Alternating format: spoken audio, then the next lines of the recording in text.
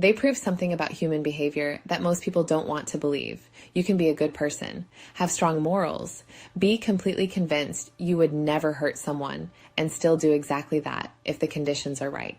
In the 1960s, psychologist Stanley Milgram ran what would become one of the most disturbing studies in psychology. It's now known as the Milgram experiment. Participants were told they were part of a study on learning and memory. They were assigned the role of teacher. Another person, the learner, was placed in a separate room. The teacher's job was simple: read word pairs. And every time the learner got an answer wrong, deliver an electric shock. The shock started small, 15 volts, 30 volts, but with each mistake, the voltage increased. What the participants didn't know, the learner wasn't actually being shocked, but they could hear him. At 75 volts, he starts to grunt. At 120 volts, he says the shocks are painful. At 150 volts, he begs to stop. I have a heart condition. Please let me out. And this is where everything changes. Because the real experiment wasn't about memory. It was about obedience.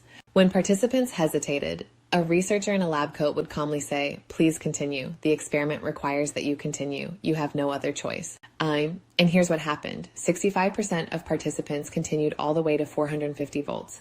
That's labeled danger, severe shock, let that land. These weren't bad people. They were ordinary people, teachers, salesmen, parents, people just like you. And even as they showed signs of distress, sweating, shaking, laughing nervously, they kept going.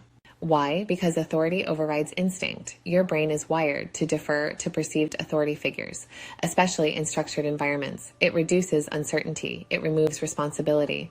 If they're telling me to do this, it must be okay. And that's the moment people disconnect from their own internal compass. Now here's the part no one talks about.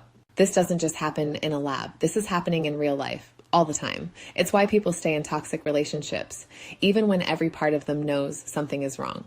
It's why employees follow unethical orders, why people ignore red flags, why someone can say, "I don't know why I did that. It didn't feel like me." Because under pressure, you don't rise to your values, you default to conditioning. And if you were raised in an environment where authority meant survival, where questioning led to punishment, rejection, or instability, your brain learns something very early. Compliance keeps you safe, even when it costs you. This is where it connects deeper, because what we call people pleasing, or not speaking up, or freezing in the moment, isn't weakness. It's a trained response.